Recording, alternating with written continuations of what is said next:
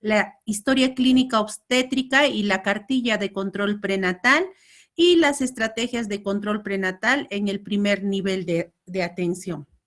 Bien, entonces, este tema lo que nos ayuda es a poder tener algunos procedimientos, conocer algunos procedimientos para determinar la posición de nuestro feto en relación a la pelvis y al útero de la madre, ¿no? Y esto nos va a permitir conocer la disposición y la progresión del feto en la pelvis durante el trabajo de parto. Entonces, todas las actividades, los procedimientos que vamos a hacer en la semiología obstétrica va a tener el fin de tener un embarazo saludable para un parto sin mucho riesgo.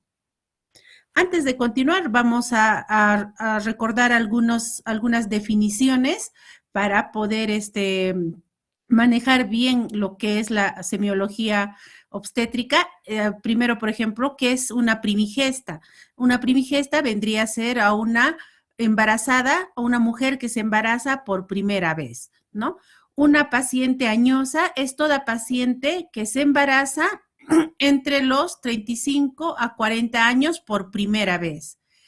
Una primigesta muy añosa es la que se embaraza por primera vez, pero a partir de los 41 años hacia adelante.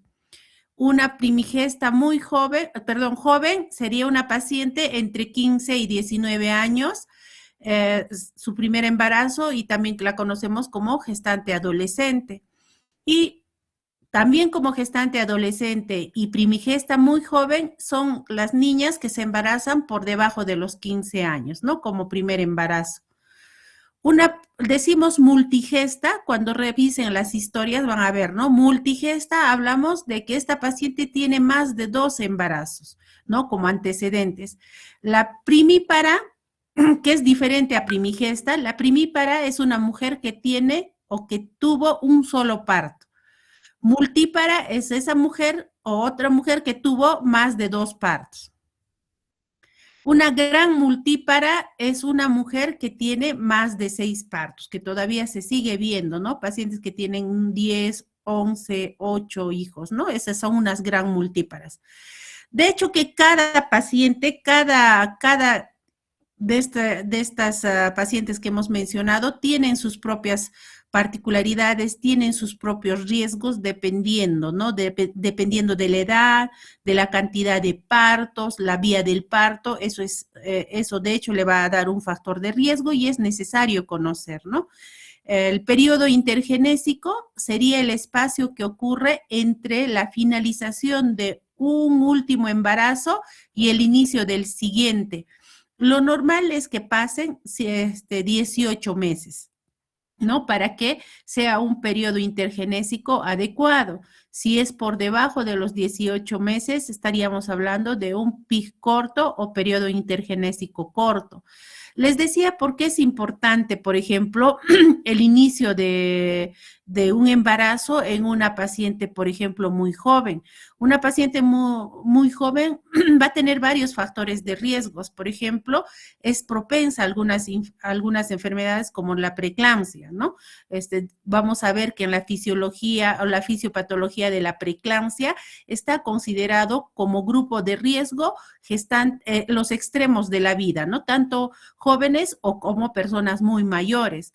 También el hecho de que su sistema reproductor no está todavía maduro, hay un riesgo, ¿no? Durante el embarazo, la pelvis no es una pelvis, el crecimiento óseo no es el final, no es el adecuado, eso va a condicionar, ¿no? Como factor de riesgo.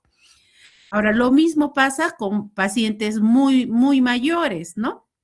Si han tenido, digamos, un periodo intergenésico largo, estamos hablando de 10 años o más de su último parto, es como si estaría siendo su primer bebé. Y cuanto más grandes son las señoras, mucho mayores son, ya también el sistema óseo no es que ya no está maduro, sino que de repente se está consolidando por una artritis, ¿no? Entonces, eso también condiciona a un factor de riesgo durante el embarazo. El hecho de que tenga muchos hijos una gran multigesta tiene muchos factores de riesgo. Por ejemplo, el que haga atonía durante el trabajo en el puerperio, en el alumbramiento, retención de placenta, en el puerperio inmediato, que haga atonía uterina, que el útero no contraiga y por lo tanto una hemorragia postparto. ¿Qué más? Bueno, eso, ¿no? Básicamente eso, o también acretismo placentario, las pacientes que han tenido muchos hijos, ¿no? No es que hayan tenido hijos y cada vez es menos riesgoso porque ya la pelvis está probada, no. Hay otras cosas que pueden generar, ¿no? Condicionar alguna alteración en el momento del parto de estas pacientes. Ahora, el periodo intergenésico es importante, por ejemplo, en pacientes que han tenido una cesárea previa. Lo ideal es que pase más de 18 meses para que se pueda considerar un embarazo con un parto parto vaginal después de cesárea, porque si es menos la posibilidad o probabilidad de que haya una ruptura uterina por la cicatriz uterina es muy alta, más si la cesárea anterior ha sido, ¿no? Antes de la formación del segmento o antes del trabajo de parto, y eso generalmente se ve en pacientes que tienen una cesárea de emergencia o prematura, ¿no? Donde no ha habido todavía la formación de segmento y tenemos que hacer un corte a nivel corporal del útero. Entonces, ese útero tiene el riesgo de romperse si es que el periodo intergenésico es menor a 18 meses. En una paciente que tiene 2 o 3 cesáreas también es un riesgo. Es necesario conocer el número de embarazos y esto lo tenemos que plasmar adecuadamente en una cartilla de control prenatal para que nosotros como personal que vamos a atender al siguiente parto conozcamos los antecedentes y los riesgos con los que la paciente puede llegar. Bien, entonces, ¿qué es la semiología? La semiología nos permite conocer el conjunto de signos y síntomas que nos van a permitir sospechar de un embarazo, hacer el diagnóstico y confirmarlo, ¿no? Estos síntomas y signos se van a clasificar en síntomas de presunción, de probabilidad y de certeza. Para nosotros obtener o poder evaluar la semiología, igual que el resto de los pacientes de otras patologías, de otros sistemas, es necesario hacer una buena historia clínica. Y la historia clínica, de hecho, que está formado primero por el interrogatorio, ¿no es cierto? La anamnesis, un buen examen físico y general regional y un examen obstétrico, donde nosotros, de hecho, nos tenemos que explayar. En la anamnesis es importante cuando hacemos el interrogatorio, tiene que ser un interrogatorio activo y pasivo. ¿A qué nos referimos con ello, no? Preguntar y escuchar a la paciente lo que ella nos va a decir, no solamente esperar lo que ella te dice, tenemos que saber dirigir la entrevista. Hay casos de pacientes, por ejemplo, que vienen a la emergencia y mencionan, no, estoy viniendo, ¿por qué estás viniendo? Tengo contracciones, ya, tiene contracciones. Y ahí queda, ¿no? Nos basamos solo en las contracciones, que es lo que la paciente cree que es lo más importante en ese momento. Y si nosotros por casualidad le preguntamos algo que no lo ha mencionado, por ejemplo, ¿no? En una gestante, ¿y tienes dolor de cabeza? Ah, sí, tengo dolor de cabeza. ¿Tienes náuseas, vómitos? Ah, sí, sí, recuerdo que tengo náuseas, vómitos. ¿Y cómo estás viendo? Estoy viendo como lucecitas. Y en el oído estoy empezando a sentir zumbido. Entonces, con ese interrogatorio que nosotros hemos dirigido, podemos lograr diagnosticar no solamente de repente el trabajo de parto en la paciente, sino una preeclampsia, ¿no? Porque son síntomas de una preeclampsia. Recordemos que la preeclampsia y la hemorragia son las dos primeras causas de muerte materna. Y muchas pacientes consideran una cefalea como algo rutinario, ¿no? Que no es tan importante y que después nosotros podríamos confirmar una preeclampsia, ¿no? Entonces, la anamnesis es importante para esto. El examen físico general y regional. Cuando nosotros vemos una gestante, la mayor parte, y lo vamos a reconocer, nos dirigimos básicamente al abdomen, ¿no? La parte del abdomen y genitales. Y nos olvidamos que la paciente es todo un conjunto de órganos, igual que el resto de las personas, y puede tener algún problema que de repente ni ella misma sabe, o que sabe y no considera también que es importante, por ejemplo, un problema cardíaco, un problema pulmonar, ¿no? Que nosotros no lo vamos a diagnosticar si es que no hacemos ese examen completo.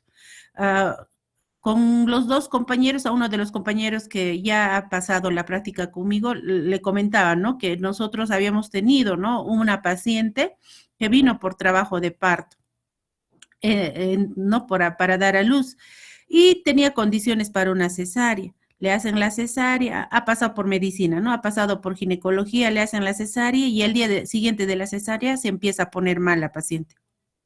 Se puso muy mal, se dieron cuenta, pensaban que era una preeclampsia puerperal y le empiezan a examinar y empieza a hacer dificultad respiratoria, disnea. Le auscultan por primera vez, digo eso porque no lo diagnosticaron antes, le auscultan el corazón y tenía una insuficiencia cardíaca severa. Ha pasado a UCI y ya no se la ha podido recuperar a la paciente, ha fallecido. Entonces, haciendo nosotros un mea culpa de esta muerte materna, vemos que esta paciente ha pasado por ginecólogos, ha pasado por médicos internistas que le han hecho el riesgo quirúrgico porque ella ha sido operada por cesárea, ha pasado por anestesiología, que también ellos verifican, ¿no? Funciones vitales, y ninguno había diagnosticado que la paciente ya tenía de fondo una insuficiencia cardíaca, quizás compensada, por eso nunca habrá tenido molestias, pero el embarazo, recuerden, gatilla muchas enfermedades, ¿no? Despierta muchas enfermedades. Entonces, con ello digo que el examen físico general y regional tiene que ser completo en una gestante. Y el examen obstétrico, que básicamente es lo que toda la semiología la vamos a aplicar en esta parte. Entonces, para hacer el diagnóstico del embarazo, nosotros podemos ver los síntomas y signos presuntivos, los signos de probabilidad y los signos de certeza. Entonces, ¿qué son los signos de presunción? Son todos esos síntomas y signos que la paciente lo refiere, que muchas veces son subjetivos, porque no son exclusivos del embarazo, ¿no? Pero si hay un embarazo, son todos los cambios que de manera general, ¿no? Pueden producir un embarazo. Por ejemplo, la menorrea, náuseas y vómitos, mastalgias, fatiga, somnolencia, poliuria, hiperpigmentación, percepción, sensación de que se mueve algo en el estómago, ¿no? Todos estos síntomas no son exclusivos de un embarazo, por ejemplo, ¿no? De algunos de estos síntomas, cogemos la menorrea, que hay pacientes que pueden tener una alteración hormonal y no menstruar, a pacientes con ovario poliquístico no menstruan, pacientes que de repente han tomado algún método anticonceptivo, que una de los efectos secundarios puede ser la menorrea. Ahora, pacientes que tienen algún problema gastrointestinal, una jeca, un cólico biliar, no sé, puede tener náuseas y vómitos, ¿no?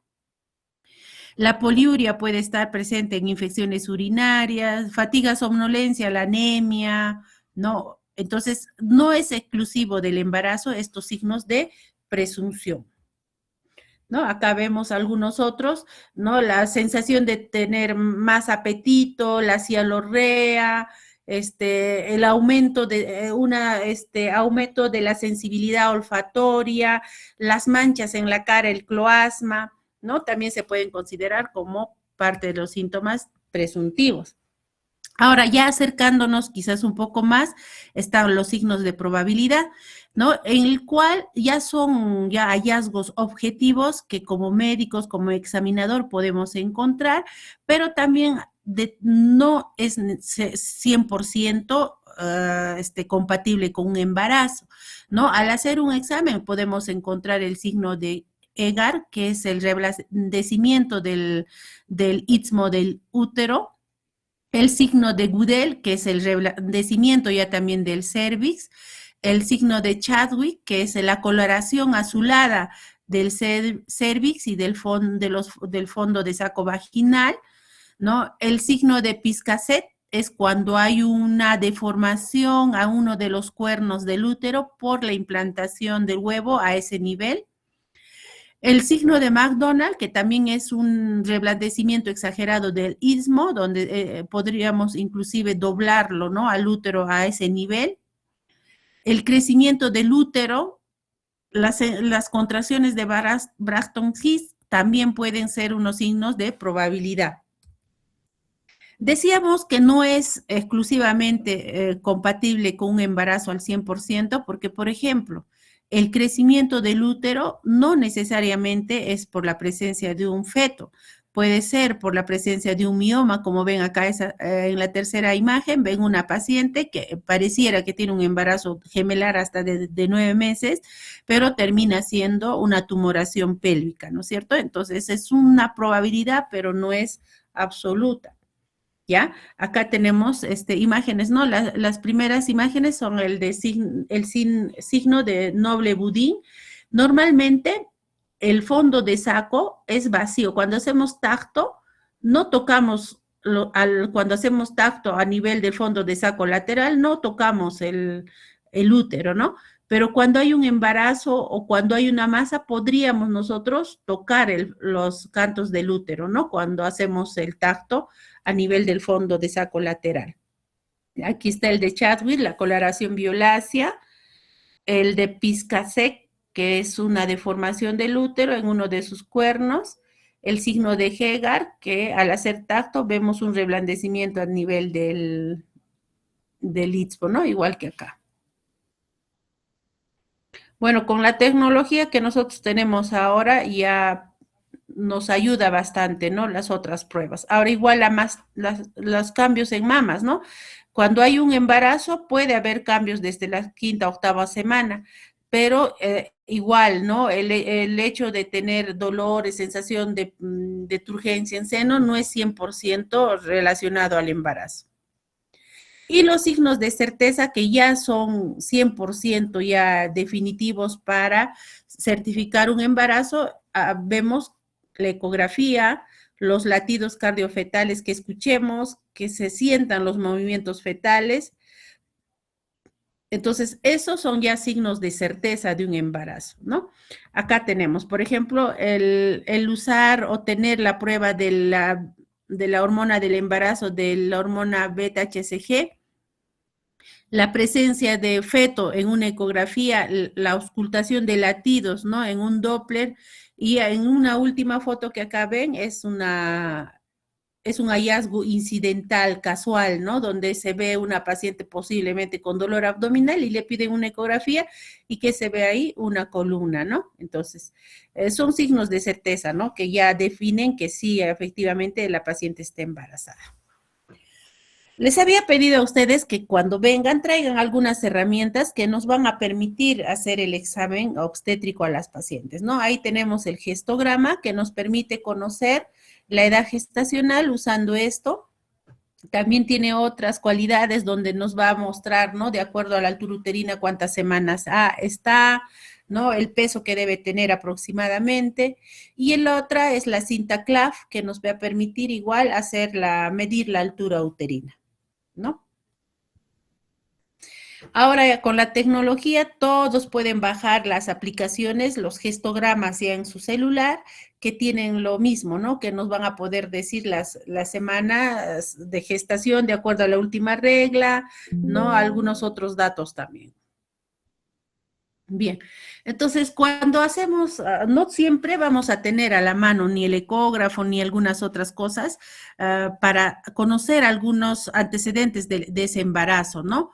Por ejemplo, hay pacientes que no saben cuándo ha sido su última regla, no se acuerdan, ellas les dicen, digamos, ha sido hace 5 meses y tú ves un abdomen muy chiquito o muy grande y no coincide, ¿no? Con la edad gestacional que las pacientes están teniendo. A veces dicen, yo siempre he menstruado, nunca he dejado de menstruar. Entonces, una forma de saber calcular la edad gestacional está, por ejemplo, midiendo la altura uterina, ¿no? Se toma el borde superior del pubis, el borde superior del hueso del pubis, se pone la cinta en 0 en este nivel y con la otra mano se busca el fondo del útero, ¿ya? Se busca el fondo del útero y de manera vertical se pone ahí la cinta y se ve cuánto de altura uterina tiene. Con esta altura uterina podemos saber una edad gestacional aproximada, ¿no? Por ejemplo, altura uterina en centímetros por 8, entre 7, te va a dar las semanas de gestación. Entonces, esta es la fórmula, la regla de McDonald que ustedes tienen que aprender a usar. Altura uterina por 8 entre 7 me da la edad gestacional aproximada. Quizás tenga algunas variaciones esto, no es tan exacto. ¿Por qué? Porque puede ser un feto con restricción del crecimiento, que no ha crecido adecuadamente y te puede salir menos de lo que realmente es.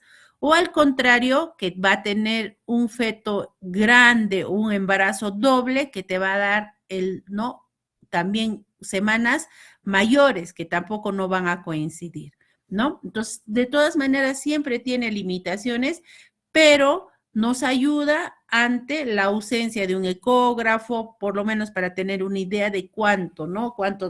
Cuántas semanas de embarazo tiene.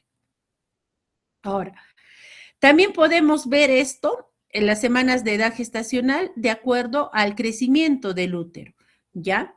Normalmente, en semanas de amenorrea, a las 37 semanas, el embarazo va a estar más o menos a la altura de la apófisis sigmoides, ¿no? En el tórax. O sea, 9 meses va a llegar a esa altura. A las 20 semanas, sí o sí va a estar en el abdomen, ¿ya? Perdón, en el ombligo. Sí, va a estar a 20 semanas. Ustedes ven a una gestante, ponen su mano sobre el ombligo y tocan el fondo uterino, esa señora tiene 5 meses de embarazo, 20 semanas. Y así progresivamente se puede ir calculando de acuerdo a la altura uterina, la edad gestacional que va a tener la paciente. Ahora, hay otras reglas que nosotros usamos, por ejemplo, para la fecha probable de parto, que ya hemos visto felizmente los alumnos que están viniendo están sabiendo responder, ¿no? Si conocen de estas reglas. Entonces, como ustedes ya van a entrar a la cancha a trabajar, porque ya van a empezar a terminar la carrera, van a hacer su internado, ya van a tener que ustedes tener, ¿no? Más utilidad para ello, ¿no? Van a tener que usarlo más frecuentemente, entonces nunca se van a olvidar. Hay la regla de Wall, la regla de Pinar y la regla de Nagel. En la Wall, a la fecha de última regla se va a agregar 10 días y se le va a restar 3 meses. En la de Pinar se va a agregar 10 días a la fecha de última regla y se resta 3 meses. Pero en la primera, en la de Wall, es agregar 10 días al primer día de la última regla. Y en la de Pinar se agrega 10 días al último día de la última regla y se resta 3 meses. La que nosotros usamos en el ministerio, la que en todos los hospitales usan, es la regla de Nagel, en la cual nosotros vamos a agregar 7 días a la fecha, al primer día de la última regla y se va a restar 3 meses, ¿no? Al mes. Esto nos va a permitir conocer la fecha probable de parto. Entonces, acá en esta imagen, por eso hubiera sido bonito que hagamos las clases de manera presencial, pero para no perder tiempo y no desfasarnos del programa, vamos a hacerlo así. Ya cuando ustedes vengan, vamos a hacerlo uno por uno, vamos a ir practicando. Entonces, para medir la altura uterina, ponemos en la cinta en 0 en el borde superior del pubis y vamos a agarrar la cinta y buscamos el fondo del útero, ¿no? Esto nos va a permitir ver cuánto mide el útero y con ello sacar, ¿no? No solamente lo que habíamos dicho, la edad gestacional, sino también nos va a ayudar a ver el ponderado fetal, cuánto está pesando el feto de acuerdo a la altura uterina. Y la fórmula o la regla es la regla de Johnson, ¿no? La regla de Johnson es altura uterina menos N por 155 nos va a dar el peso aproximado, o sea, el ponderado fetal. Este N, este factor, va a variar de acuerdo a si la cabeza está encajada o no. Si está encajada, se resta 11. Este vendría a ser 11. Y si no está encajada, es 12. Menos o por 155 nos va a dar el ponderado fetal. ¿Ya? Altura uterina menos 11 por 155 o menos 12 por 155. Es la regla de Jones. Ahora, cuando nosotros examinamos a las pacientes, tenemos que poner algunas circunstancias en las cuales estamos encontrando. Y hay algunas definiciones que debemos conocer porque en la historia clínica lo vamos a mencionar y tenemos que saber a qué se refiere cada uno. Por ejemplo, vamos a ver sobre actitud fetal. La definición de actitud fetal se refiere a la relación que guardan todas las partes del feto entre sí, ¿no? El más frecuente de esta actitud es la de flexión, en el cual el mentón del bebé está sobre el tórax, sus brazos están a nivel del tórax y sus piernas dobladas, ¿no? Están en posición fetal, con la cabeza pegada o el mentón pegado al pecho. Esa es la posición de flexión, ¿ya? Esa es la más eutóxica y con la que generalmente el bebé se presenta para el trabajo de parto. Lo contrario a ello vendría a ser la deflexión, que son posiciones distóxicas, anormales, que van a repercutir en el trabajo de parto de nuestro bebé. Entonces, existen 3 grados de deflexión, 1, 2 y 3. Cada grado se refiere a la separación del mentón del pecho, de lo que nosotros estábamos diciendo que tenía que estar en el pecho. Cuando se separa un poco, ya no va a presentar el vértice que lo hace cuando está flexionado completamente, ¿ya? La presentación de vértice es la normal. Cuando levanto un poco la cabeza, es la presentación de bregma o sincipucio, en el cual vamos a tocar como punto de referencia la fontanela bregmática. El diámetro que va a presentar es el occipito frontal y esta presentación es distóxica. Puede haber dificultad en el descenso de la cabeza del bebé. Lo mismo que en la frente, cuando ya levanta un poco más la cabeza y cuando hacemos tacto vamos a tocar la frente y punto de referencia vendríamos a tocar la nariz, la punta de la nariz.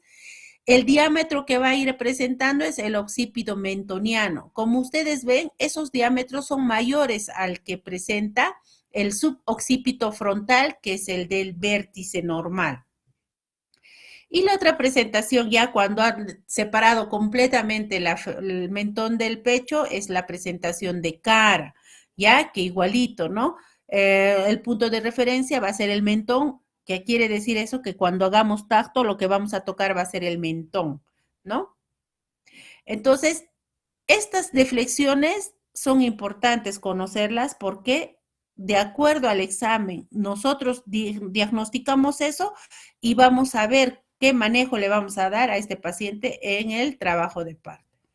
Ahora, así como hay variedades de presentación de cabeza, el vértice, bregma, frente y cara, también hay en la presentación podálica, ¿no?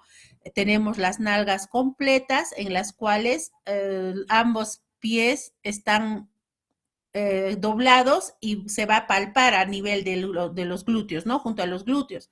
Las nalgas incompletas en las cuales una o las dos piernitas están estiradas sobre el abdomen y tórax del bebé.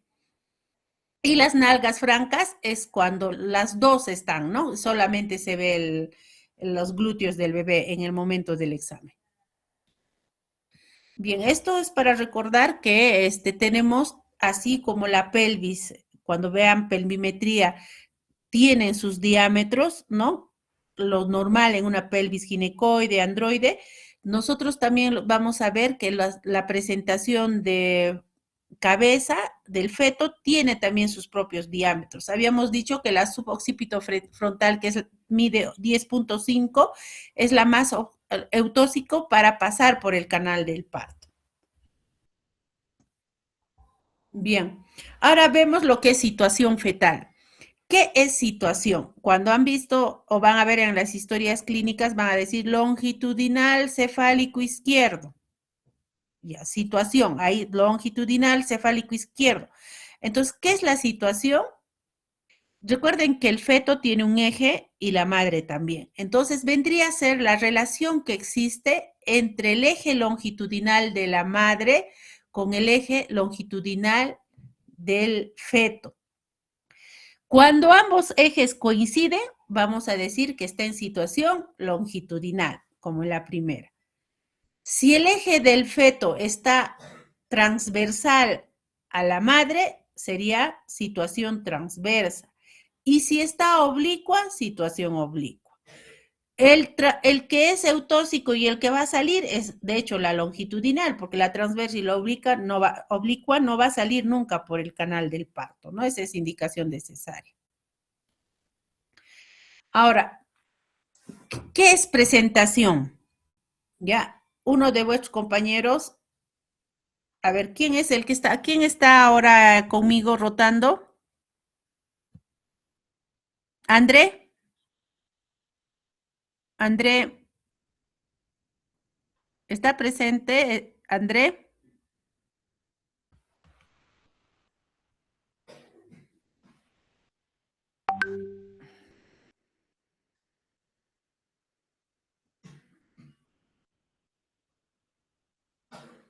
Sí está presente, doctora. Creo que tiene problemas con su micro. Hace rato prendió. A ver. ¿Dónde está André?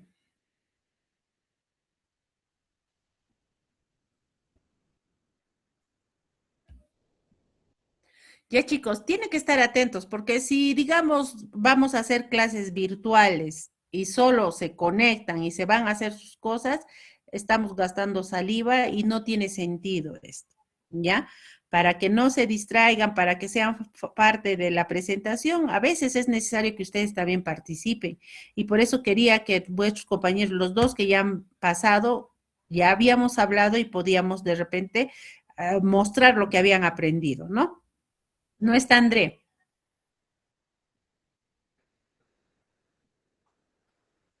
Bien, vamos a continuar. Presentación fetal. ¿Qué es la presentación fetal? Hay dos presentaciones, ¿ya? Dos, porque el feto tiene dos polos. Entonces, vendría a ser, la presentación es la relación que existe de uno de los polos fetales con el estrecho superior de la pelvis, ¿no? Y el cual va a desencadenar el trabajo de parto. Tenemos el polo fetal y el polo cefálico. Posición. ¿Qué es posición? La posición es la relación que existe del dorso del feto respecto al lado derecho o izquierdo de la madre o de la pelvis de la madre. Podemos encontrar derecha, izquierda, anterior hasta posterior, ¿ya? Esas son la posición la definición de posición fetal. Ahora existe otra definición que es la variedad de posición. Entonces, la variedad de posición se refiere a la relación que existe entre un punto de reparo de la presentación y respecto a uno de los extremos de los diámetros del estrecho superior de la pelvis materna.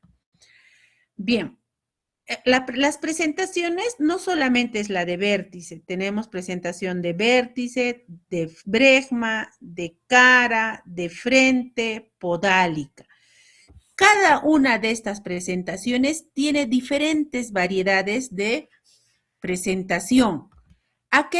¿Qué quiere decir esto? Cada presentación tiene un punto guía o un punto de referencia. Entonces, habíamos dicho que es la relación que existe entre ese punto guía respecto a qué lado está dirigiéndose en la pelvis materna. Esta es una presentación de vértice, ¿ya? El punto de referencia de la presentación de vértice es el occipital, ¿ya? El occipital, este es su punto de referencia. Entonces, de acuerdo a cómo se va colocando la cabeza del bebé, el occipital a dónde se dirige, esa es la variedad de posición del bebé, ¿no? Entonces, el punto guía es la relación que existe entre el punto guía y una de las partes de la pelvis, que puede ser la eminencia iliopectínea,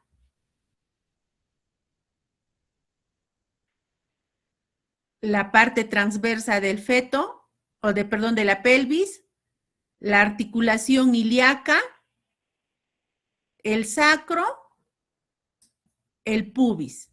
Entonces, de acuerdo a dónde va dirigido este occipital, nosotros vamos a sacar la variedad de posición. Por ejemplo, aquí empezamos. ¿En qué variedad está? Está en su presentación es de vértice. Variedad de posición vendría a ser, al hacerle el tacto, es donde buscamos el occipital. Y vemos occipito púbica. Si el occipital está dirigido a la eminencia ilíaca, decimos occipito ilíaca izquierda anterior. Esto es anterior, esta es izquierda y esta es posterior. Entonces, occipito ilíaca izquierda anterior. Si el occipital está mostrando la zona transversa, occipito ilíaca izquierda transversa. Si el occipital está mirando hacia atrás, occipito ilíaca izquierda posterior.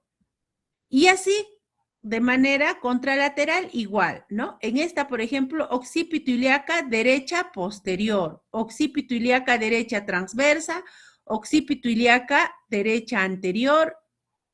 Y la más eutóxica es la occipito ilíaca izquierda anterior. La más distóxica es la occipito ilíaca izquierda o derecha posterior, ¿ya? Entonces, para eso nos sirve la variedad de posición. ¿Por qué? Porque cuando hacemos el tacto tengo que verificar que estas tres son las mejores, porque recuerden, cuando hagan mecanismo de trabajo de parto, van a ver cuál es la forma, cómo rota el feto para poder surtear todo el canal del parto, ¿no? Se tiene que acomodar a los diámetros de la pelvis mediante rotaciones internas que hace la presentación. Entonces, para llegar, en los mecanismos de trabajo de parto, este occipito ilíaca gira, ¿no? Para llegar al occipito púbico, gira y puede salir. En cambio, girar toda esta media luna le va a dificultar, va a demorar y puede trancarse, ¿no? Entonces, por eso son las más, ¿cómo se llama? Distóxicas estas variedades de posición. Entonces, para nosotros poder examinar y decir qué variedad de posición es, tenemos que conocer los puntos de reparo, ¿no? En el vértice ya habíamos dicho el punto de reparo, perdón, de referencia, el occipital. En el bregma, la fontanela. En la frente, la nariz. En la cara, el mentón. A nivel, cuando está en presentación podálica, la cresta sacra. Y si fuera transverso, el hueso acromión, ¿no? El acromio. Entonces, acá, por ejemplo, es lo mismo que habíamos visto, ¿no? Es La variedad de posición es respecto al occipital y a uno de los extremos de la pelvis, tanto derecha, izquierda de la madre, anterior o posterior. Si fuera en podálica, el punto de referencia es el sacro, ¿no? Entonces, si digamos está acá, el sacro, este es izquierda y este es derecha, ¿cómo lo podríamos mencionar? Sacro, ilíaca, izquierda, posterior. Esto es posterior, esto es anterior. Sacro, ilíaca, izquierda, posterior. En esta ya sería sacro, ilíaca, derecha, posterior. Este es el sacro. Esta sacro, ilíaca, transversa, izquierda.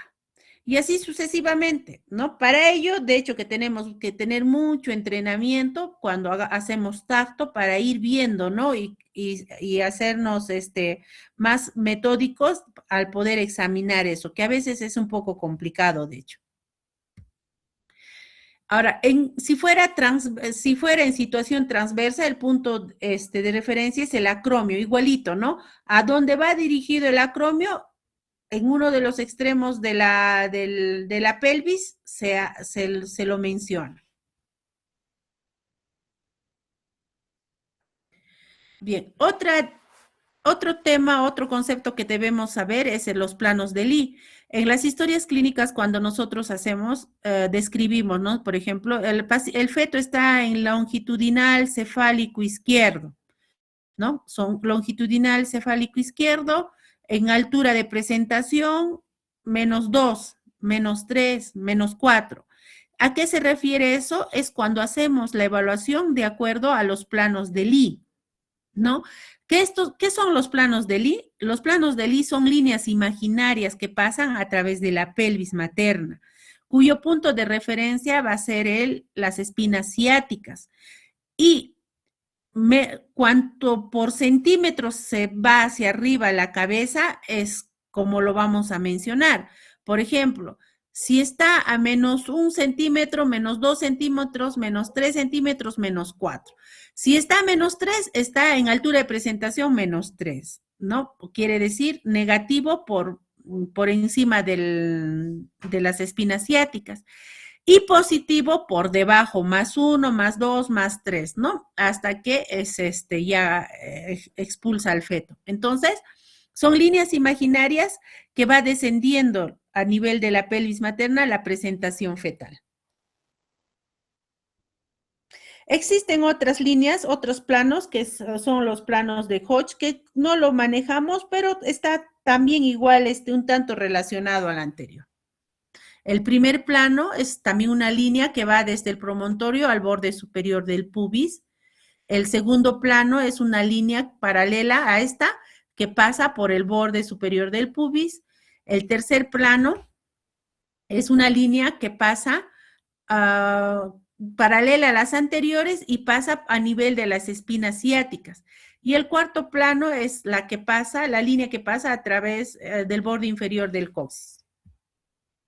Bien, entonces ahora vamos a ver sobre el examen físico obstétrico en una gestante, lo que vamos a usar para ver cómo vamos a diagnosticar lo que habíamos hablado, situación, presentación, posición, altura de presentación, todo eso, ¿no? Lo vamos a ver mediante algunas maniobras, en este caso las maniobras de Leopold, que se usan desde hace muchos años, ¿no? Desde el año 1894.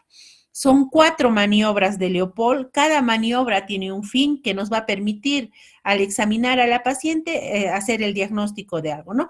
La primera maniobra de Leopold, como ven en la figura, se hace con los bordes cubitales de las manos. Se busca el fondo uterino. La función de este examen, de esta primera maniobra, es buscar el fondo uterino y con ello el polo fetal que está en esta zona. Siempre recordarles, cuando nosotros examinamos a la paciente, tenemos que hacerlo del lado derecho de la paciente y mirando a la paciente, ¿no? A la cara de la paciente. Ahora, verificar que nuestras manos no estén muy frías, y todas estas maniobras se hacen con suavidad para no despertar dolor o molestias a la paciente. Se hace rápido, ¿no? A veces les he dicho a algunos alumnos, ya verás, y se ponen a hundir la mano sobre la barriga una y otra vez, y eso genera pues incomodidad a la paciente. Primero porque le duele y segundo porque ella siente, ¿no? Que están practicando. Entonces, la primera maniobra es para ver el fondo y el polo fetal. La segunda maniobra se hace con las palmas de la mano, no solo con los dedos, con toda la palma, se hace un tacto, con la finalidad de ver la posición del bebé, el dorso del bebé, ¿no? Entonces, hacemos unos masajes con toda la mano buscando la zona convexa que vendría a ser la espalda del bebé, ¿no? Primero de un lado y la otra mano se pone como fija, se le pone fija y la otra es la que se mueve en forma de masajes buscando, ¿no? El dorso. Termino de buscar un lado y con la otra hago lo contrario, ¿no? Pongo la otra firme y con la otra empiezo a buscar. ¿Qué busco? La convexidad del dorso de la espalda, ¿no? Del bebé. La tercera maniobra son dos pinzas con toda la mano. Se hace al mismo tiempo a nivel del polo inferior y el polo superior. Como ven en la figura, se agarra toda la mano como pinza y se buscan, ¿no? Los polos. También se hace con suavidad. ¿Y qué buscamos? La cabeza, generalmente en la zona inferior, que se diferencia del polo podálico porque es más pequeña, más dura y pelotea, ¿ya? Eso es cuestión de práctica también para poder encontrar y es sencillo, pero igual se hace en una o dos movidas rápido y sin mucha presión porque duele, ¿no? Molesta a las pacientes. Entonces, ¿qué buscamos con esta maniobra? El polo que está en el estrecho o en la pelvis de la madre, ¿no? Para ver el polo de presentación, cuál polo se va a presentar al estrecho superior de la madre. Y la cuarta maniobra que siempre les menciono a los alumnos, que ya es poco utilizada, es para ver el grado de encajamiento de la cabeza, ¿no? Si la cabeza está encajada, nuestras manos, como está en la imagen, no van a poder entrar hacia detrás del arco púbico. Se va a quedar encima, que quiere decir que la cabeza está ahí. Pero si logra entrar, decimos que no está encajada, ¿no? La presentación está en altura de presentación -4 posiblemente. Bien, esto es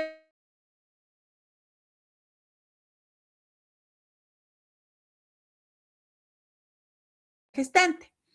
Entonces, todo esto lo vamos a hacer en un procedimiento, en una actividad que es el control prenatal, ¿ya? Cuando hagamos control prenatal, vamos a hacer todo lo que hemos mencionado ahorita, ¿no?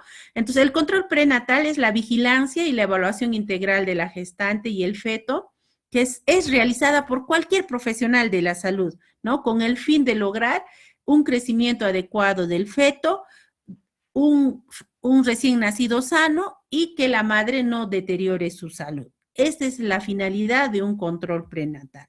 Entonces, los objetivos de este control prenatal es evaluar integralmente a la madre y al feto, identificar algún signo de alarma, prevenir, diagnosticar y tratar complicaciones que puedan ocurrir durante el embarazo, preparar física y mentalmente a la paciente para el parto, realizar un plan de parto involucrando no solamente a la pareja, sino a la familia y a la comunidad, ¿no? Este trabajo básicamente lo hacen siempre los establecimientos del primer nivel.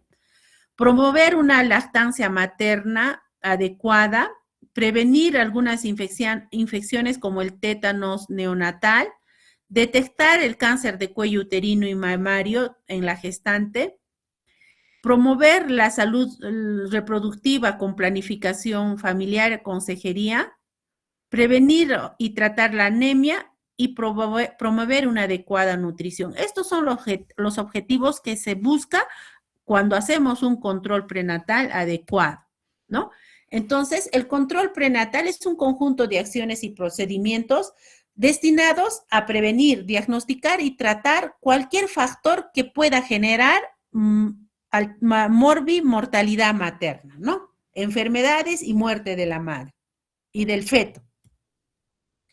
Debe tener algunas características, no es hacer un control prenatal por hacerlo. Este control prenatal debe ser precoz. Toda gestante tiene que ser atendida con su primer control antes de las 12 semanas. A esto le llamamos gestante captada, ¿no? Cuando hemos atendido una gestante antes de terminar el primer trimestre de embarazo. Y tiene que ser también periódico, no puede ser uno ahora y de acá a 9 meses el otro, tiene que ser mensualmente. Hay algunos estándares para nosotros poder considerar como controles prenatales periódicos. Generalmente, hasta las 36 semanas se puede hacer cada mes el control prenatal. Entre las 36 y 38 semanas, cada 2 semanas. Y en la última etapa, entre 38 y 42 semanas, semanalmente. ¿Ya? A eso se refiere hacerlo periódico. Tiene que ser completo, o sea, haciendo todos los objetivos que hemos mencionado, cumplir todos esos objetivos, ¿no? Para que sea completo, ¿no? De amplia cobertura. Este tiene que ser al 100% de las gestantes, no puede ser una parte. Tenemos que buscar captar al 100% de gestantes y lograr hacer un control prenatal. La OMS sugiere 6 visitas o 5 visitas generalmente como mínimos para poder lograr realizar todos los objetivos, ¿no? La primera visita, como habíamos dicho, en el primer trimestre, la segunda entre las 22 y 24 semanas, la tercera entre las 27 y 29 semanas, la cuarta entre las 33 y 35 semanas y la última entre las 38 y 40 semanas, ¿no? Esto como mínimo. Ahora, habíamos dicho que los objetivos de este control es identificar factores de riesgo, diagnosticar la edad gestacional, diagnosticar la condición fetal, diagnosticar la condición materna y educar a la madre. Estos son, en resumen, todas esas actividades que hemos mencionado para cumplir estos objetivos. Entonces, al nosotros atender a una gestante, ¿qué factores de riesgo podemos encontrar durante su embarazo? Por ejemplo, a nivel del feto, que haya prematuridad, que haya asfixia perinatal, malformaciones congénitas, infecciones. Eso podemos nosotros identificar y tratar. En las gestantes, hemorragias obstétricas, enfermedades hipertensivas en el embarazo, infecciones o alguna enfermedad preexistente que la paciente no lo conocía, ¿no? Eso es lo que nosotros podemos buscar. ¿Cómo lo vamos a encontrar? Ya habíamos hablado, ¿no? Mediante la anamnesis, buscando todos los antecedentes personales, familiares, obstétricos de la paciente, con un buen examen físico integral donde podamos ver todos los signos vitales de la paciente, el examen regional ¿no? de todos los órganos. Durante el examen obstétrico, poner en práctica lo que habíamos dicho, ¿no? La altura uterina, maniobras de Leopold, el escuchar latidos cardíacos, hacer la ecografía, si es necesario una especuloscopía, el papá Nicolau y el tacto en el caso de que sea oportuno, ¿no? Para nosotros ver la edad gestacional, podemos ver de acuerdo a la fecha de última regla, la medición de la altura uterina o por ecografía. Para evaluar la condición fetal y el bienestar fetal, la vamos a hacer mediante la auscultación de los latidos cardíacos, recordando que los latidos normales van entre 160 y 120, 160 latidos por minuto. Hacemos las maniobras de Leopold, movimientos fetales, verificamos movimientos fetales, ¿no? Vemos algunos, algunas alteraciones por un control clínico, como el crecimiento de la altura uterina, el peso materno. No es igual, digamos, sabemos que debe subir 1 o 2 centímetros por mes el crecimiento del abdomen, pero hay pacientes que cuando hacen controles prenatales no crece nada, digamos 28 centímetros, 28 centímetros, 28 centímetros y no creció nada, ¿no? O el peso de la mamá llega con 50, 50, 51, 51, 51 y termina el embarazo con 51. Entonces, eso tenemos que nosotros verificar, eso nos va a ayudar a ver si ese bebé está creciendo bien, ¿no? Tenemos la ecografía que podemos hacer, mínimo 3 ecografías durante 5 ecografías durante todo el embarazo, ¿no? Podemos escuchar los latidos por ecografía a las 5 semanas, con el aparato, el Doppler a las 14 semanas, el PINAR, que ya nadie, solamente como recuerdo, tenemos los estetoscopios de PINAR, ¿no? Entre las 18 y 20 semanas, y los estetoscopios que usamos a partir de las 22 semanas, ¿no? Que podríamos lograr escuchar los latidos con estos aparatos. Entonces, en la ecografía, como les decía, podemos hacer hasta 5 ecografías. Cada etapa tiene una cualidad o podemos usar la ecografía para buscar algunas cosas. Por ejemplo, entre las 11 y 14 semanas tenemos algunos marcadores que podemos ver por ecografía para determinar alguna cromosopatía. Entre las 18 y 22 semanas, la morfológica, ecografía morfológica, en el cual vamos a revisar por segmentos, por partes al feto, desde el cerebro, tórax, abdomen, extremidades, para poder identificar alguna malformación congénita. Y luego las ecografías de las 32 y 37 semanas ya para ver el crecimiento, la posición, la placenta, líquido y alguna otra cosa que podamos requerir, ¿no? En el momento. Entonces, como mínimo se dice 5 ecografías, ¿no? También vamos a ver el líquido, los movimientos fetales y la placenta, la ubicación de la placenta, ¿no? A lo que había mencionado, entre las 11 y 14 semanas tenemos un cribado, también aparte de verificar algún signo de cromosopatía, nos puede ayudar la ecografía para predecir la posibilidad de que la paciente haga preeclampsia, ¿no? Con esta ecografía Doppler de las arterias uterinas.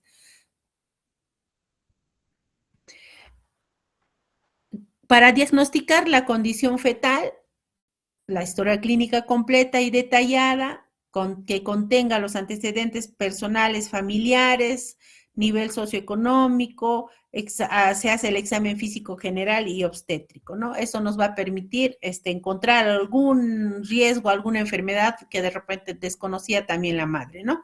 Y educar a la paciente. Las pacientes no todas saben, ¿no? Cómo es un embarazo, los cambios fisiológicos que van a tener durante el embarazo, los cuidados que tienen que tener. Entonces, es necesario este control prenatal para educar sobre signos y síntomas de alarma, nutrición durante el embarazo, cómo va a ser la lactancia materna, beneficios de la lactancia materna, la orientación sexual, ¿no? Porque hay pacientes que te preguntan, ¿no? Nos preguntan sobre las actividades sexuales que puedan tener durante el embarazo, lo que debemos saber para prepararnos para el trabajo de parto y la planificación familiar, ¿no? Cuando nazca el bebé. ¿Qué signos de alarma tenemos que nosotros enseñar a los pacientes, ¿no? Que, por ejemplo, los sangrados vaginales no son normales, la presencia de dolores intensos de cabeza o dolor en el epigastrio, que haya problemas al miccionar, contracciones uterinas antes de los 9 meses, que el bebé no se mueva frecuentemente. Todo esto son signos de alarma y le debemos informar que acuda a un establecimiento de emergencia, ¿no? Entre las actividades que hacemos de acuerdo a la edad gestacional o las visitas de las pacientes, en la primera visita se hace todo el examen que habíamos hecho, toda la historia clínica, todo el examen físico, tanto regional como general, ¿no? Se le va a llenar la historia clínica, se le va a hacer la tarjeta de control prenatal, se le va a hacer todos los signos vitales de la paciente y se le va a pedir todos los exámenes de laboratorio que se pide durante en el primer control prenatal, ¿no? El examen, ¿cómo se llama? El hemograma, las pruebas rápidas de HIV, de sífilis, de hepatitis B. En algunos casos podríamos pedir algunos exámenes de enfermedad de Torch, ¿no? Y todo lo que habíamos mencionado, ¿no? Se le hace su especuloscopía, su toma de papá Nicolau en el primer examen, en la primera visita, ¿no? También en esta visita se le hará las indicaciones de la dieta, la hidratación, los suplementos que debe recibir, ¿no? Ácido fólico, hierro. En las visitas posteriores se hace igual lo mismo, ¿no? El examen físico general, la evolución del paciente, se le realizará las ecografías que corresponden, ¿no? Se le va a realizar en la segunda visita, las visitas posteriores, en el examen físico, siempre la altura uterina, maniobras de Leopold, frecuencia cardíaca fetal, los signos vitales de la madre y llenar eso en la historia clínica perinatal.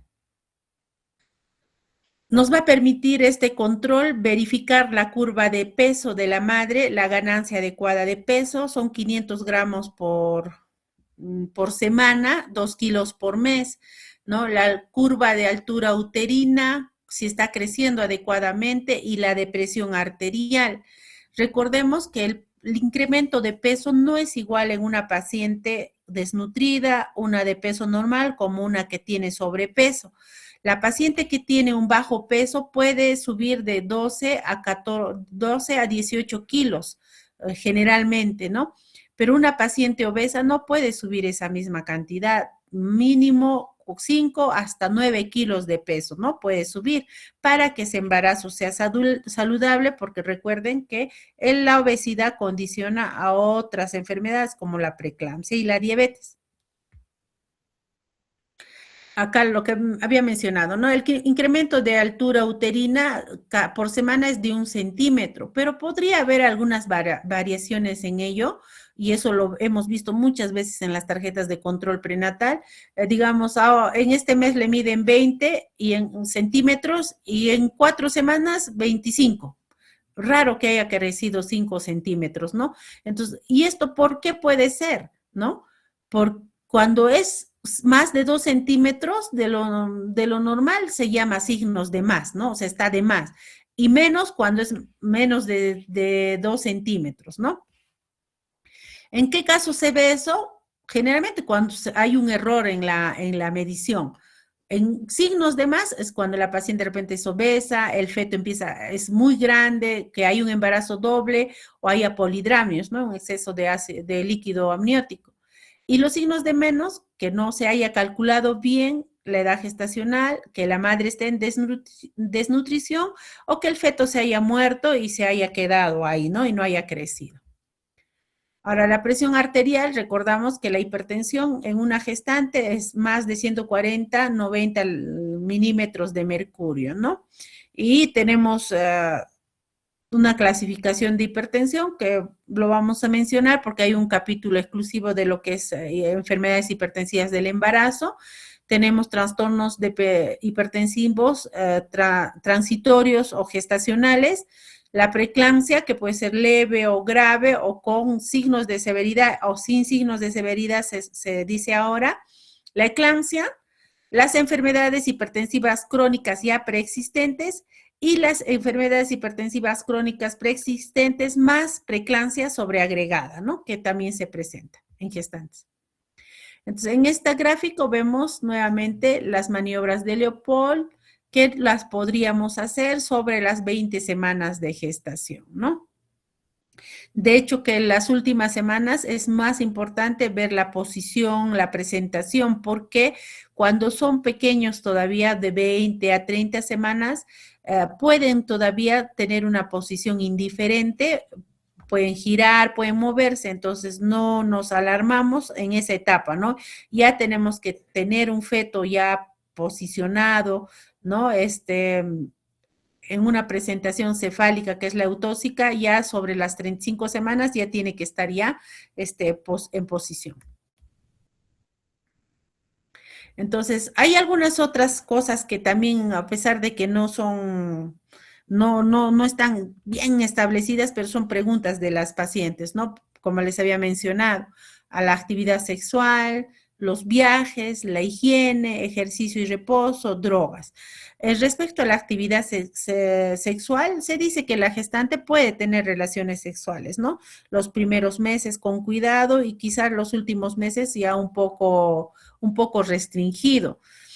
Y eso también depende de cada paciente, porque hay pacientes que por las relaciones sexuales, cuando son muy embarazos muy jóvenes, puede haber amenazas de aborto.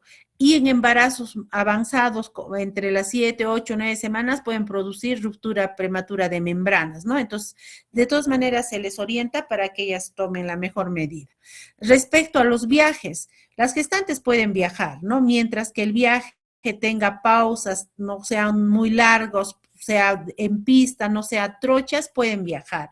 Ahora, en los vuelos, por ejemplo, comerciales, tienen que estar sanas, hasta las 32 semanas pueden viajar. Después de ello, tienen que presentar algún documento de viaje para poder ya subir a un avión hasta las 32 semanas. Después de eso no pueden subir al avión, ¿no?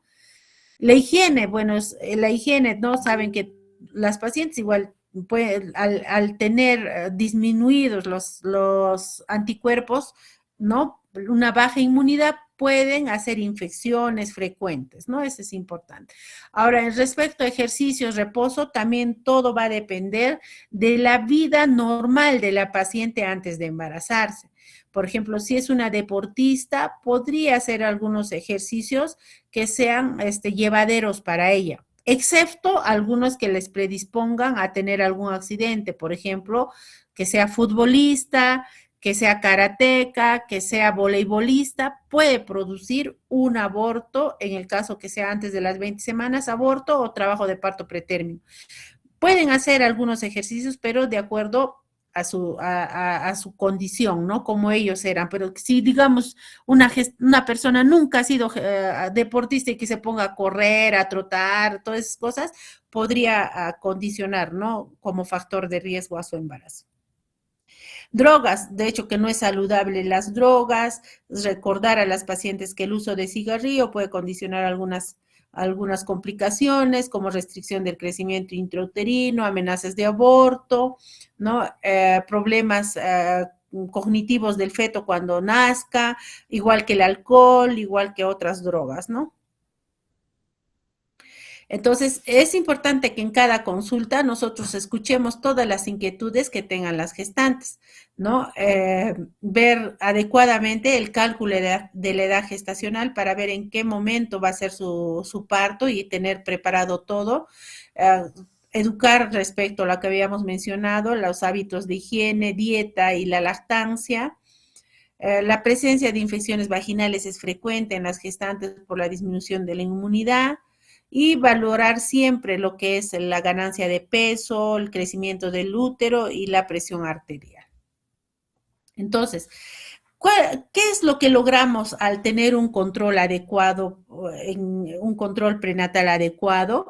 Es conseguir un embarazo sin complicaciones que nos va a dar un niño sano y una madre sana también, ¿no?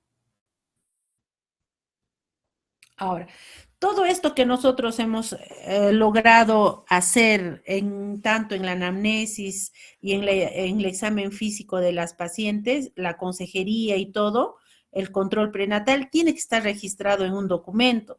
Este documento es la historia clínica materno-perinatal, ¿no? Que es la base de nuestra atención. No es un documento que fácilmente se llena, cualquier personal de salud lo puede llenar y es importante que la calidad de esta información y todos los datos que vamos a obtener tienen que ser coherentes y que nos permitan a nosotros con ello tomar una decisión para la paciente. No es solamente llenar una cartilla para que esté completa sus atenciones, sino es un documento que nos va a permitir analizar la evolución normal de ese embarazo para poder tomar una adecuada medida. Tenemos casos frecuentes, tarjetas de control prenatal, normalmente los recuadros hasta 10 controles te permiten hacer, le ponen todavía una tira ahí larga que siguen 12, 13, 14, 15 controles, feto se muere, madre se muere. ¿Qué quiere decir eso? Que ese control prenatal no nos ha ayudado para ver los signos de alarma que pueden haber condicionado finalmente a la muerte de la madre. Haciendo análisis, auditorías, nos damos cuenta que en el segundo, tercer, cuarto control ya la madre mostraba la posibilidad de que se iba a morir. ¿Por qué? Porque no había una ganancia adecuada de peso, controles de presión arterial alterados, altura uterina, también que no era coherente, la paciente subía mucho de peso, de un momento a otro ya no subía 1 kilo, 2 kilos, sino subía 5, 6 kilos y nadie se dio cuenta. Entonces, por eso a eso se refiere que esta toma de información y lo que se plasma en la historia perinatal tiene que ser coherente y que nos tenga que ayudar para poder manejar a la paciente. Este es una tarjeta de control perinatal, ¿no?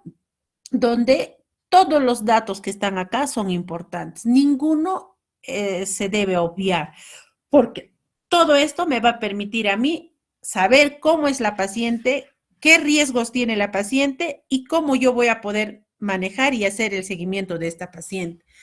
No es igual una paciente, ya les había dicho, que tenga 15 años, una paciente que tenga 25 años y una paciente que tenga 42 años. Entonces, la edad nos va a permitir ya ir viendo qué cosas puede tener la paciente en contra. La ocupación. No es igual una paciente, una madre que no trabaja, una madre que trabaja en la ciudad o una madre que trabaja en el campo, ¿no? También eso es importante. No es igual una paciente que haya terminado la universidad a una paciente que nunca ha ido al colegio, ¿no? El acceso a los servicios de salud también está condicionado por los niveles socioeconómicos.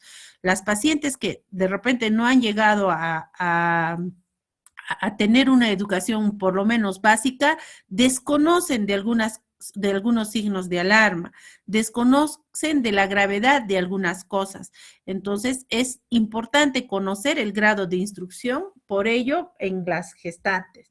No es igual una paciente soltera que una paciente que tenga esposo. La paciente que es soltera puede no tener un apoyo de la familia para poder continuar sus controles prenatales de manera adecuada, ¿no? O llevar un embarazo saludable, ¿no? Entonces, igual en lo que es dirección, no le voy a poner Cusco, Cusco, Cusco. De repente puede ser Cusco y en la punta del cerro, ¿no? No es igual que una paciente que vive en Huancha que una paciente que vive en una comunidad lejana, por ejemplo, no sé, de Chincheros, de Combapata, bueno, un montón de distritos lejanos. No es igual, ¿no? Porque el acceso a los servicios de salud puede estar limitado por la geografía, ¿no? Por la zona geográfica donde la paciente vive. Ahora, los antecedentes de obstétricos acá, por ejemplo, se pone la cantidad de gestaciones, los abortos, cuántas de estas gestaciones han terminado en parto vaginal, cuántas en parto por cesárea, cuántos han vivido, cuántos se han muerto, ¿no? Esta tarjeta, en esta parte de antecedentes obstétricos se pone todos los antecedentes de la paciente, todos sus embarazos. Bueno, hace un tiempo yo atendí a una paciente en emergencia y eso le comenté a uno de vuestros compañeros, en emergencia. Paciente llega en trabajo de parto y le vemos pues que tenía una cicatriz, ¿no? Y decía una cesárea, decía acá en donde está rojo, decía una cesárea. Bueno, era tenía una cesárea supuestamente y tenía 2 hijos vivos. Y yo le pregunto, pero señora, tú tienes una cesárea, tu siguiente parto puede ser por cesárea. Ya, doctora, sí, pero doctora, me dice, yo tengo 2 cesáreas, y la indicación absoluta de cesárea es tener 2 cesáreas. Pero acá en tu tarjeta dice 1. No, yo tengo 2. Señora, ¿estás segura que tienes 2? Porque acá dice una cesárea.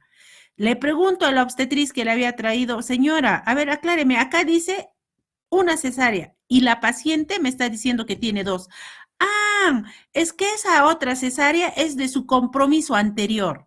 ¿Cómo un personal de salud no va a saber que los antecedentes obstétricos se refieren a todos los embarazos que ha tenido esta paciente con cualquier, no se toma en cuenta la cantidad de parejas que haya tenido para ello, ¿no? Y que si la paciente no nos hubiera dicho que tenía dos cesáreas, la hubiéramos sometido a trabajo de parto vaginal, con el riesgo de ruptura uterina y con el riesgo alto de muerte materna.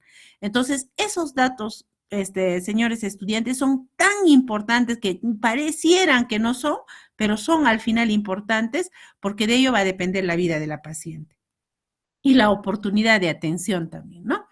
Entonces, todos estos datos que están acá, antecedentes personales, familiares, patológicos, personales, debemos tenerlo en cuenta y llenarlos.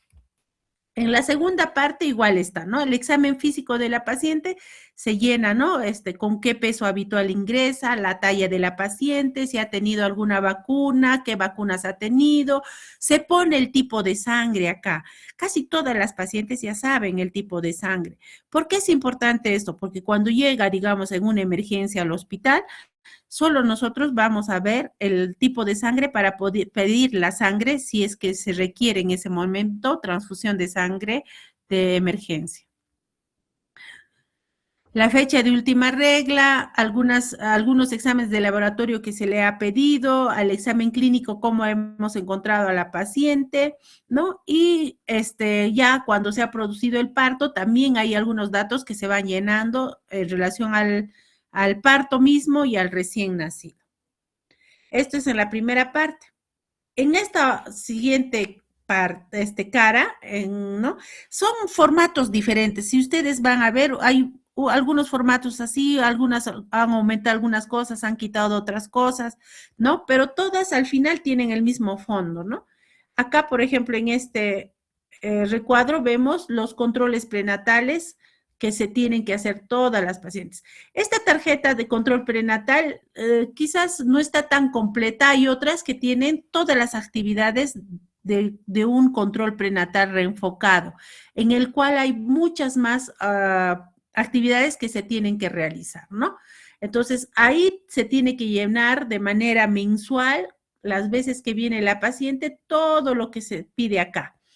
Una vez que esté lleno, ¿qué es lo que tenemos que hacer? Viene la paciente, al siguiente mes veo, tengo que analizar, a ver cómo ha sido el anterior y cómo es ahora, cómo ha sido el anterior y cómo es ahora. Si yo veo alguna incongruencia, lo tengo que comprobar. Si está todo bien, sigo. No siempre el control prenatal lo hace la misma persona, en la mayor parte de los establecimientos. Lo hago yo ahora, al siguiente mes lo hace mi colega, al siguiente mes la otra colega. Pero todos tenemos la obligación de revisar cómo ha ido progresando ese embarazo respecto al aumento de peso de la mamá y aumento de la altura uterina. Bien, chicos, este es el tema que teníamos que hablar ahora. Entre las estrategias que se toman en periferia para poder hacer la atención materna, primero es cumplir algunos indicadores que se tienen en periferia, por ejemplo, el de gestantes captadas. Tienen la obligación, ¿no? En los establecimientos de periferia, de buscar a todas las gestantes de su comunidad bajo algunas estrategias como son, por ejemplo, los censos comunitarios, los radares de gestantes, tienen el apoyo de sus agentes comunitarios, promotores de salud, ¿no? Para buscar a todas las gestantes de su comunidad. Entonces, hacen mapas, ¿no? De riesgo, hacen radares de gestantes. Una vez que han captado a esas gestantes, hacen el plan de parto, que está también como parte del control prenatal reenfocado. El plan de parto es un plan que realizan con la paciente, con la familia y con la comunidad para que planifiquen el control de la paciente y la ayuda que va a necesitar la paciente ante el desenlace del parto, ¿ya? Como les decía, no es igual que, digamos, estemos en la ciudad, donde tú agarras un taxi en la puerta en la noche, a medianoche, y sales corriendo al hospital y llegas en 5 minutos. En las comunidades no pasa ello. En las comunidades no hay carro, viven cada casita puede estar muy lejos de la otra, pero al hacer un plan de parto en el primer nivel de atención, garantiza que no solo la familia, sino la comunidad va a participar en la atención de esa paciente. Entonces, esas son las estrategias que se hacen en los establecimientos de primer nivel de atención. Bien, chicos, ¿alguna pregunta?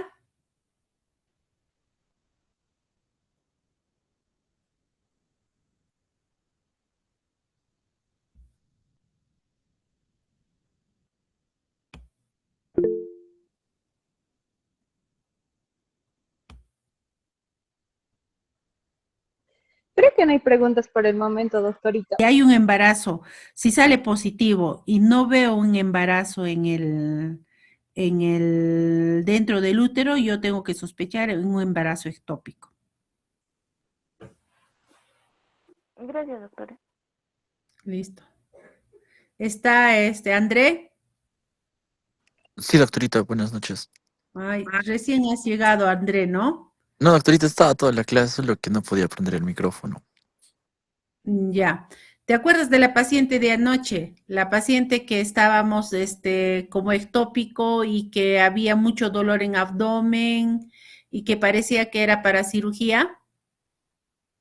Sí, doctorita, creo que le faltaba su laboratorio de afuera, Salió su beta. 19,000 de beta. Ah, Era una apendicitis. Era un embarazo inicial con una apendicitis complicada y peritonitis, te cuento. La otra paciente del ectópico, una mayorcita, ella sí era ectópico. Pero, a ver, justo a lo que me preguntaba Elian, ¿no? Hay algunas pruebas de laboratorio que efectivamente son apoyo diagnóstico, son de ayuda diagnóstica. Una paciente que ayer vimos de 44 años con amenorrea de 1 mes, a la clínica dolor abdominal, ¿no? Dolor a la palpación, al examen de ecografía, una masa en anexo derecho y líquido libre. Con esa clínica, para nosotros era ¿cómo se llama? Embarazo ectópico. Pero necesitábamos tener, ¿no? Una certeza con un beta-HCG, ¿ya? No había cuantitativo, 10, 11 de la noche, ahora no se puede conseguir un examen de ese, ¿no? No había un laboratorio abierto y en el hospital no se estaba haciendo. Le hemos pedido un test de embarazo en orina. Adivinen qué ha salido. A ver, Eliana, ¿qué ha salido? No sé, doctora, ¿qué? ¿Negativo? Negativo ha salido, porque esa prueba tiene baja sensibilidad, ¿ya? Peor todavía si es un embarazo inicial, un test de orina no siempre es certero, ¿no? Ha salido negativo, pero estos exámenes, algunos son de apoyo diagnóstico, manda bastante la clínica. Es una paciente con amenorrea, dolor abdominal, líquido libre por ecografía, una masa por ecografía, entramos a operar y era un embarazo ectópico, ¿no? Entonces, hay muchas cosas que nosotros podemos basarnos de un examen de laboratorio que, nuevamente les digo, es solo apoyo diagnóstico, lo que manda es la clínica. En cambio, en la otra paciente que comentábamos con André, era una paciente igual con amenorrea, pero el abdomen era en tabla, la paciente, en la ecografía, el endometrio estaba en fase secretora, pero sale los leucocitos 19,000 con desviación a la izquierda, eso no nos va a dar, pues un ectópico no me da signos de infección, ¿no? Entonces, salió el beta-HCG en 80. ¿Qué quiere decir eso? 80 es positivo y es un embarazo de 2, 3 semanas, o sea, es un embarazo inicial, por eso en ecografía todavía no se ve, pero no es la causa de un posible ectópico. Entonces, por eso que con la clínica entraron a operar y terminó siendo una apendicitis complicada con peritonitis con una gestación inicial. ¿Ya? Entonces, hay algunas cosas que sí nos ayuda, pues de hecho los exámenes de laboratorio, pero mucho nos manda la clínica, chicos, ¿ya? Bien, chicos, entonces vamos a culminar con las clases. Agradecerles a todos por vuestra asistencia y voy a coordinar con vuestra delegada para nuestra siguiente clase. Y esta vez tendrá que ser presencial, espero. Sí, doctora. Disculpe, doctora, ¿tal vez me podría pasar sus diapositivas, por favor? No, porque no están ¿cuántos son ustedes ahora? Somos 16, doctora. Ya, pero no están los 16, no sería justo, mi amor, que los otros no hayan venido. El día que estén todos juntos, los 16, les paso las diapositivas. Si no, la siguiente van a venir 10, la siguiente 5 y la siguiente tú y yo nomás. ¿Ya? Ya, doctorita. Ya, está bien. Listo, Muchas gracias. cuídense, hasta luego, cuídense, nos vemos. Muchas gracias, doctorita. Buenas noches. Chao. Gracias, doctora. Buenas noches.